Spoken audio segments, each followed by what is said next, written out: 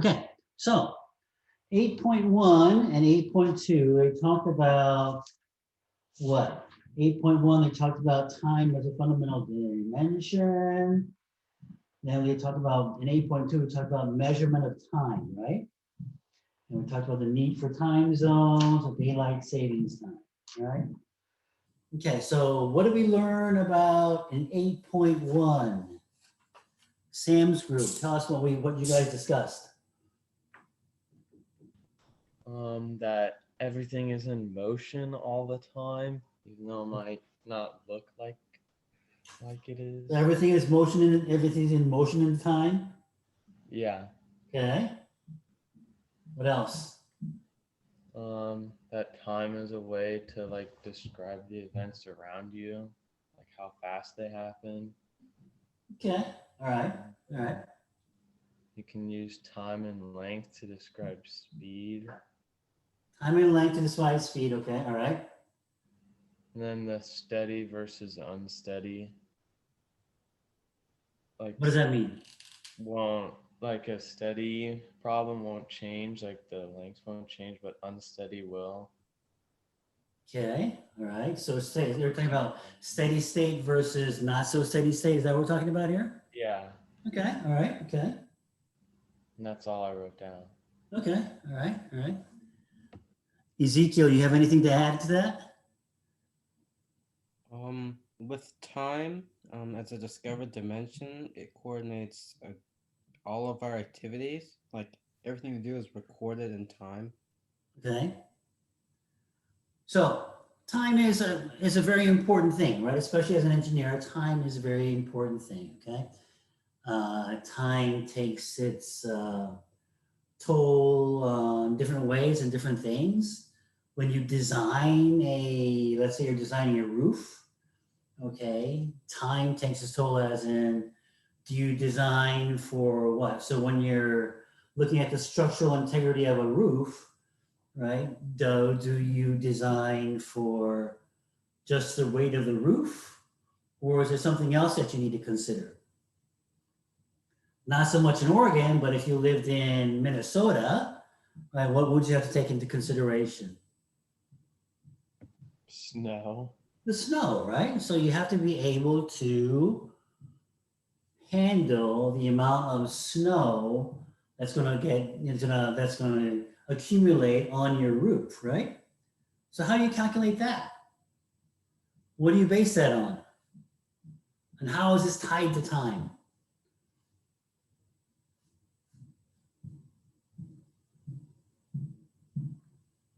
So when you were designing like riverbanks and things like that, okay, or floodplains, you always talk about the 50-year flood, 100-year flood. Have you guys heard that term before? Right. So it's the same thing. Where you're designing a roof and you're trying to take in consideration of the snow, you go back the past like 30 to 50 years, you go back 50 years and you find out what the most ever snow we'd ever gotten. And you design basically a roof, what we call a 50-year roof, right? It's 50-year roof because you are designing to the amount of the maximum amount of snow that the place has ever had in 50 years. Okay, all right. Same thing with flooding. Same thing with the the river banks and those kind of things, right? You design it for a 50-year flood, a 10-year flood, or a 100-year flood, right? Obviously, the longer the time frame, the more data you're going to have. The more you're going to design against a lot more rain than you were if you were designing to a 10-year floodplain, right? So those are type of the ways how time would come into play. Okay. For those of you who have taken honors pre-calc or AP calculus with me, this is one of the reasons why another thing that time does for us is what? Another thing that time does for us is when we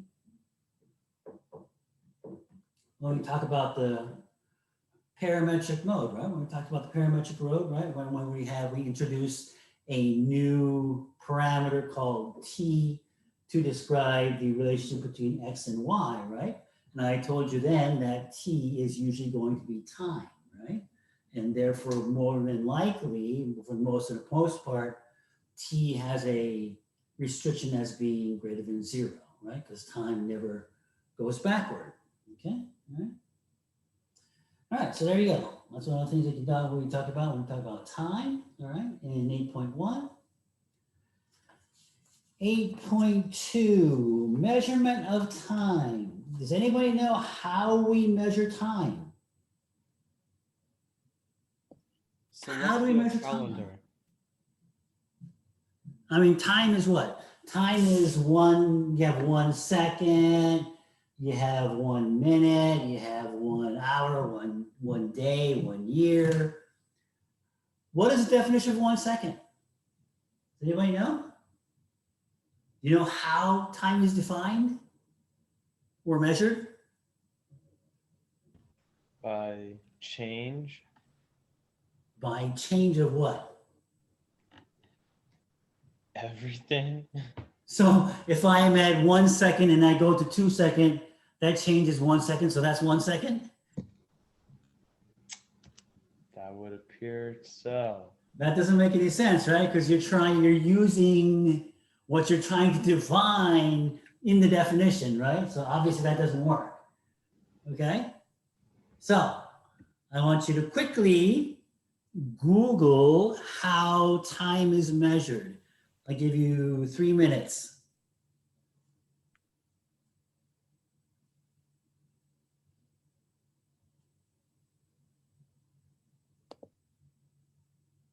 For next time. Ganon's jab is one of the few jabs in the game that function more like a neutral tilt as opposed to a normal jab. Being a single move where Ganon punches, is it slug punch if you do it with an open palm? It's got 3 hitboxes of equal strength, covering a pretty nice amount of area. The move does benefit a lot from the jab changes that were made in the game, since it was basically unaffected by it, and just now has the benefit of being able to be used out of a dash. It's quite slow for jab standards, relative to a lot of Ganon's other moves, it's pretty fast. It's a nice move and an actual important part of Ganon's neutral when you need a fast move. F-tilt is quite similar to jab in terms of hitboxes, but this time it's a kick. It's a bit slower, but it's more powerful and has a bigger hitbox. The tipper hitbox is a bit stronger, while the 2 others are a bit weaker and deal less knockback. Aside from that, the move is pretty simple.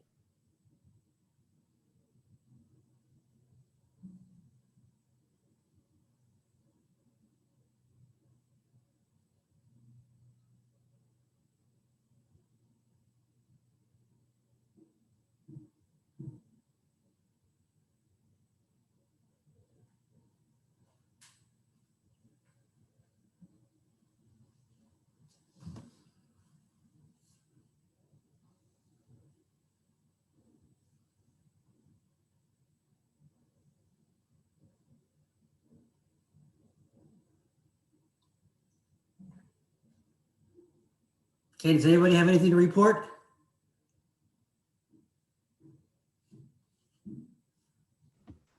Something with the cesium atom. Cesium atomic clock, right? The Yes. cesium atomic clock, okay?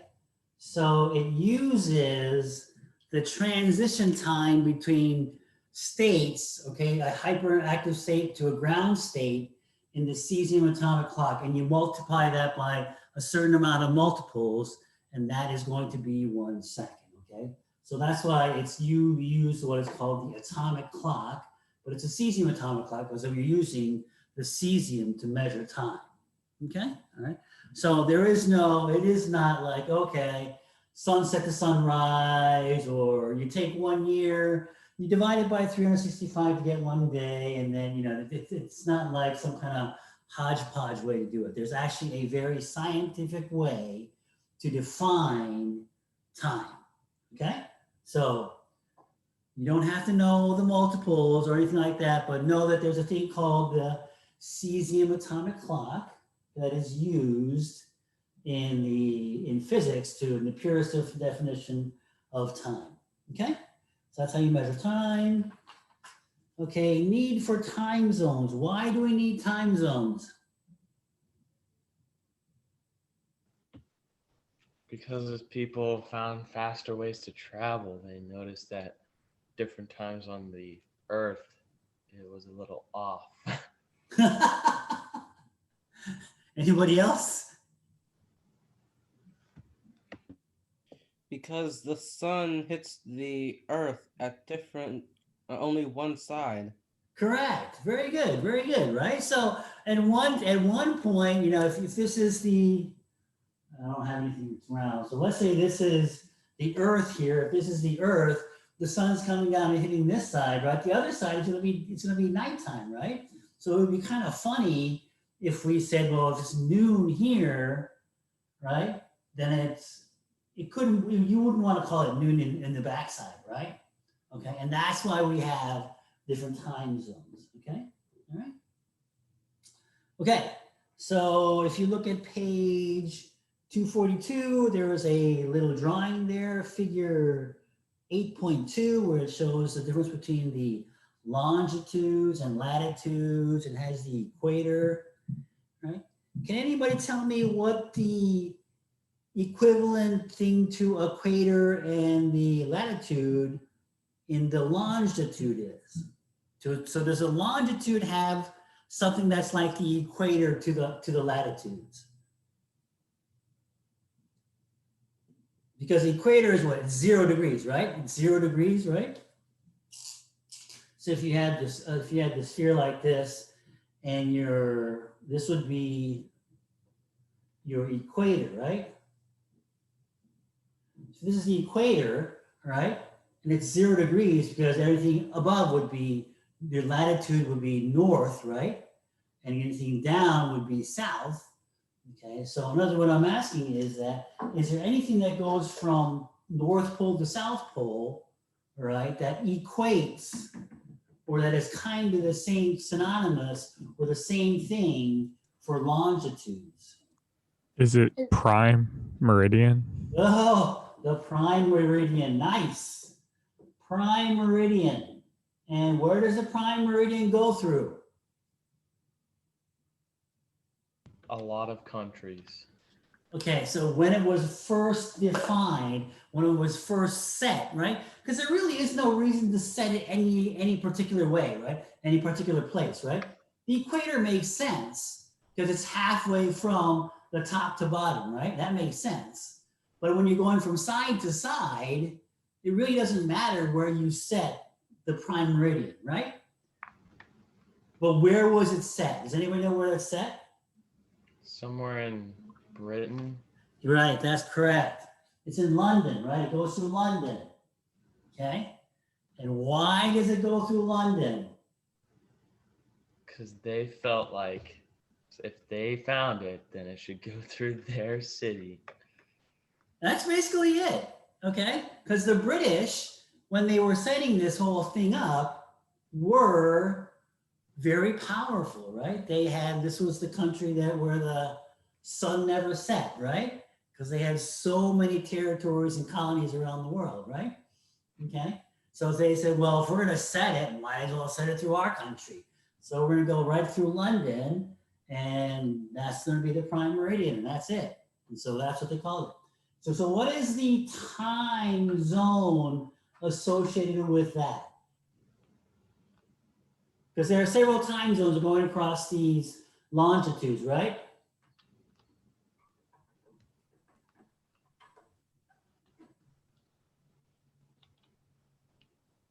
It is called GMT, I believe. GMT, somebody look this up. What is it?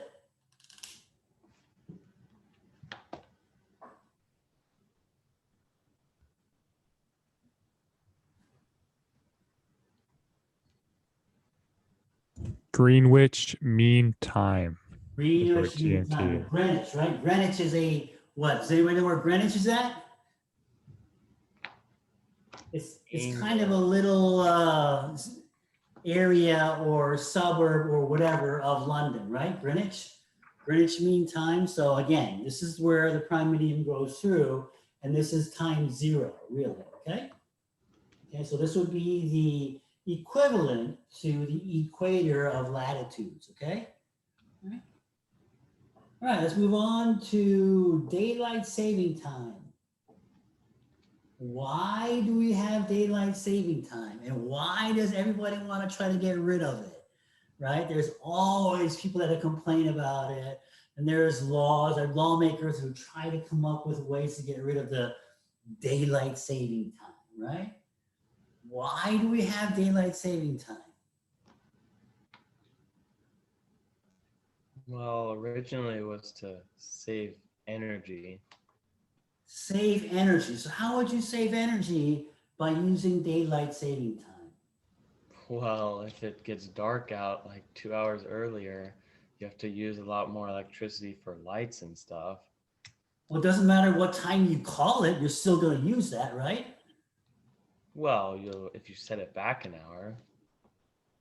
Well, that doesn't change the fact that when it gets dark, people are going to use energy, right? They're just going to use it at a different designated time, whatever you want to call it. Yeah, but if people are driving like from work, they've changed their work They're schedule. still going to drive to work, whether it's daylight saving times or not. Yeah, that's why it's dumb. Oh, that's why. No, there must be a different reason, okay? So what is the reason? There's a different reason why we actually have daylight saving time. Because it can't be that, right? Because that, I mean, kind of, although it kind of makes sense, it really doesn't, because, I mean, no matter what you do, people, whether you call it daylight, whether you have daylight savings time or not, people are still going to go to work. People are still going to turn on electricity when it gets dark, or the heat when it gets dark, all that kind of stuff. So that doesn't really matter, right? So what else? There's got to be something else.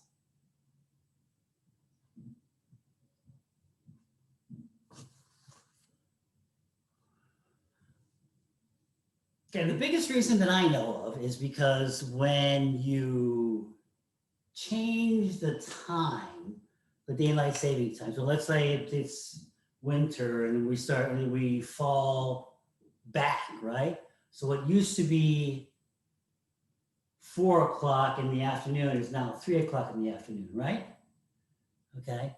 So what that does is that really all it does is that it gives you more time, or more, it feels like you have more time. In other words, so at 6 o'clock at night, it's not going to be that dark, because it would have been 5 o'clock at night if you did not do the daylight savings time, right? So what it does is it allows people to get off work and shop. Okay? So it's really a retail thing. It's a business thing.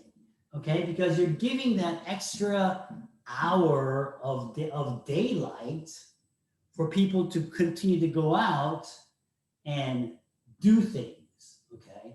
So the guise is, so that you can go out and do whatever you want to do, but the real impact, or people that get impacted by this, is the business sector, because now the consumers are going to be out for another hour, bebopping around, spending their money, right? Because let's say that you got out, there was no daylight savings time, right? And so you got off of work at 5 o'clock and it's dark, okay?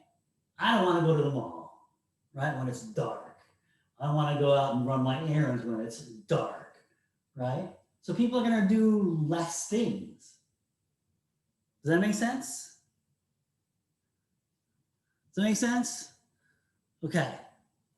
So that's why we have daylight savings time. Let's see where we at. Right, we're done. So your